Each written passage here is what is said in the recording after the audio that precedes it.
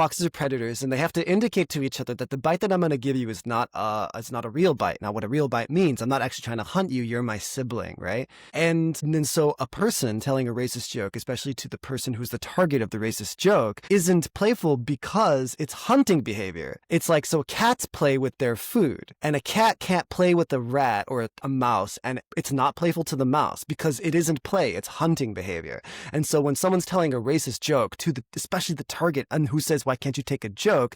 It's because that person who is used to playing with their fellow cats and their fellow foxes is now interacting with who they view as prey. Because that is what that does. A joke dehumanizes someone. And then once you start enacting that upon someone, it is immediately violent because it is hunting behavior. And the person is practicing how to psychologically hunt and pin someone and overpower someone psychically, which is how you defeat someone physically and materially.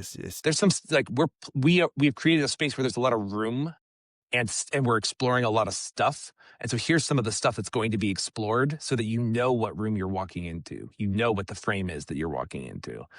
And I think it's just nice to offer surprise at the level that people are prepared to accept surprise, and not offer surprise in ways that damage rapport and relationship. Yes, because that's the thing, is that as an artist, you are developing a relationship with the external world, with the rest of your community. There is no external world. We're all together. We can so I guess I'll start again. So like, yeah, tonight is D&D night, right? And the DM that is playing has a variety of tools, and one of the tools, I forgot what it's called, but it's a different set than the one that we're going to be playing with. But it's a way we're all going to be playing the world.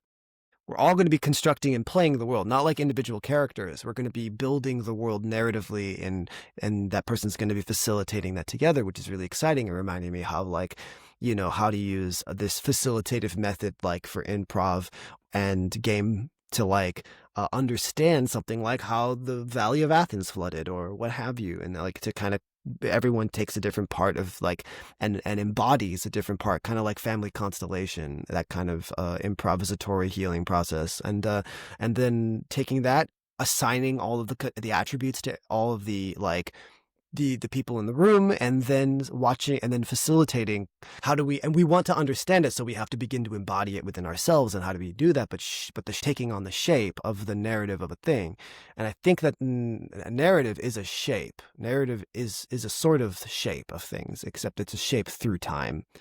So you're in a process of facilitative world building in real time. And I know from talking with you that, like, when you're putting together a decided play, like a play like the one you're working on that's coming up, or the one you did before about Irish Groves, that is a lot of improv in the moment of creation, and then it's a set of decisions about how that's going to look for the next, how it's going to look in the written form or how it's going to look on the stage